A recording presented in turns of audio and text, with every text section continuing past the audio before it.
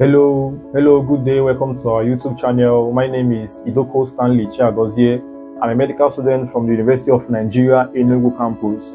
And today we'll be discussing a very important question that most preclinical students do ask. And that question is how to pass second MBBS exam in Nigeria. How to pass second MBBS exam in Nigeria. Like this video, subscribe to our channel, and turn on your notification. Because so basically, my dear, in life there is no known formula that works for everybody. So many have tried different things, have seen different things work for them. Sincerely, I must tell you, second MBBS program is a very demanding one. It's so tedious and it's not easy. Forget those stories that you heard at second MBBS. It is not easy, my dear. It is not easy. Okay, my own journey was so dicey per se. When I was in first year, I had this clique of friends that I rode with. So my first year exams were so nice. I read with seasons. I read during exam only during exams in my first year, and that was the opposite in med school. You read without seasons. So in my first year, I only read during exam because I had a good secondary school. So those topics in first year were so clearer. So I only read through exams, and I passed my exam so well. So when I got to second year, I thought that was still what's going to work for me, you know. So I during my first test, I read only during exam, and the result really shocked me. It really shocked me. Amongst our friends, like that has been our modus operandi. So the result we got from our first test was so shocking. We got like our scores was like betting odds. You could imagine that. So it was so dicey that we thought we were going to fail. But by God's grace, we wrote and we passed the exam. By God's grace. So I took my time to assess my success rate on how I passed this exam, that and those of my friends. And I was able to come down with these 5 token points. 5 token points I'm going to discuss today. I know that when you implement it in your own life, it's going to help you. So these 5 token points, I coined it into an acronym called REDIWABAG. REDIWABAG is on the board here. REDIWABAG. REDIWABAG. REDIWABAG. That's the acronym. So we're going to discuss those 5 points one after the other. So firstly, I have the RE. The RE stands for read. The RE stands for read. I know why I picked this read as the first important point, my dear. Because in med school, you read without seasons. Like I said earlier, you read most times. You read voraciously. You read so wide. You read all the time. Okay? So reading is so important. Like if you don't know how to read, I doubt how you survive in med school. Okay? So when you read, you must know your threshold. Yes, you must know your threshold, the capacity that you can read up to. That Mr. B stays for 5 hours or for 10 hours in the reading room doesn't mean that you're going to kill yourself. Once you read, if you are tired, if you are saturated, you rest. So you read. And also when you read, you make sure you are reading in line. Don't read out of scope. Okay? So this is a question whereby you now ask yourself, what is in scope? What is in line? So you ask questions to your senior colleagues, you ask questions to your friends to know how lecturers set their questions, to know how to read about them, to know which textbook they use, so you can know the textbook to read. Okay, like in UNEC here, we use last anatomy, for anatomy, we use essential physiology for physiology, we use this peculiar textbook also for biochemistry. So you have to know what works for your school and what works with your lecturers. So you read in line. Okay, so like I said, you read voraciously. So because one thing in life is that you can't give what you don't have. So for you to write so well, for you to write and pass, you must read so well. You must read so well. So my brother, read. If everything should end in med school, I'm so sure that one thing is not going to end, and that is what's reading. You read without ceasing. Thank you. So secondly, with the question about the second point, which is the DI. The DI stands for discourse or discussion, as the case may be. Fine. So after my first test, which I know that I failed, okay, I had to sit up, because if I don't do that, that means my dreams will be shattered. So I sat up with my friends. Okay, so we formed a group. So in this discussion, first of all, you must find a group.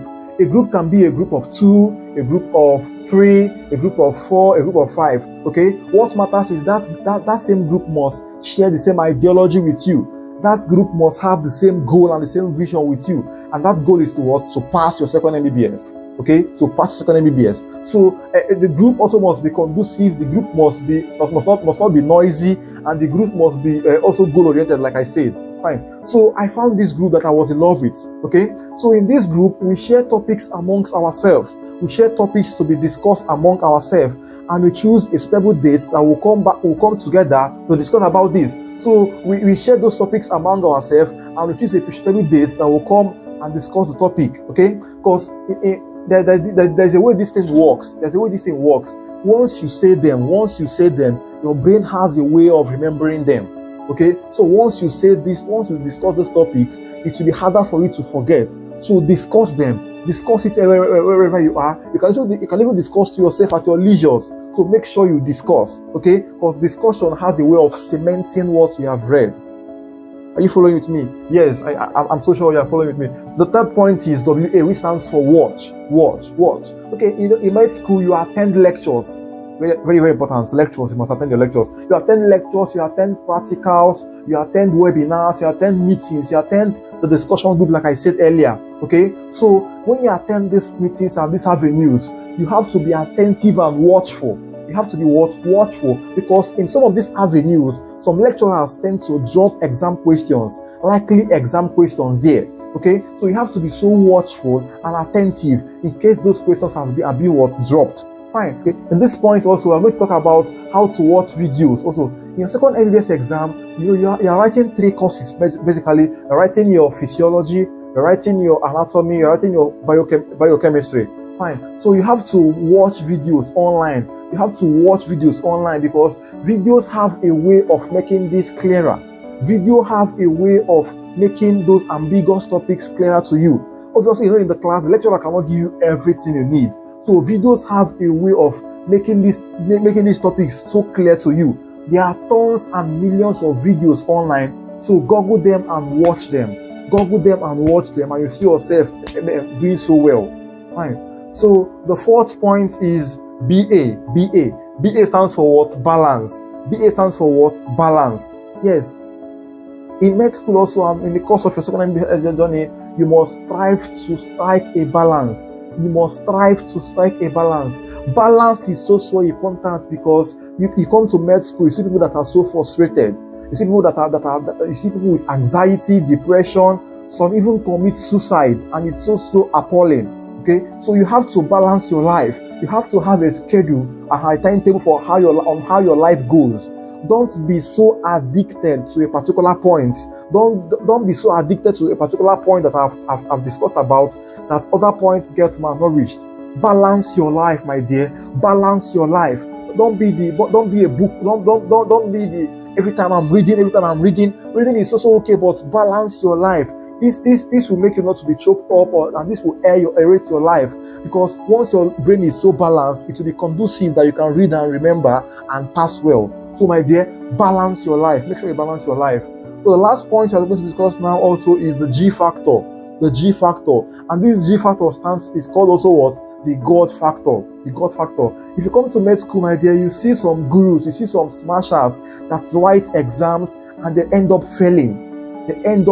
So you ask yourself, me now, if I should read like them, what is the guarantee that I will not fail? Okay, so this particular factor talks about having a reverence for a supreme being, someone that oversees what you do in med school. You understand? So you have to have this reverence for this supreme being called God. I can remember during my second MBBS journey, each time I was in whether it's a practical exam or a vival exam, I remember so well that I actually say a word of prayer for myself and for my friends too. Okay, so always make reference to God. Okay, sometimes you can even read so well. You can even read so well, but you write and you submit your paper. What do you know that will be of your paper? What do you know that will be an aftermath of paper? Okay, the lecturer that will be working on split may be having a bad day, that he may pick up the paper and give you wrong scores. Okay, also you also may be in the exam hall writing the exam or doing your practicals, and this invigilator will be stressed out to frustrate you. So you always give reference to God, and you see that His grace will follow you, and His grace will make sure that you will pass in Jesus' name. Amen. So lastly, before I go, I must say this. In med school, we are not testing for your intelligence. We are testing for your consistency. So be consistent in the good things that you do. Be consistent with this point that we have discussed today, and by God's grace, you will pass. Good luck as you journey on. Thank you, and bye for now.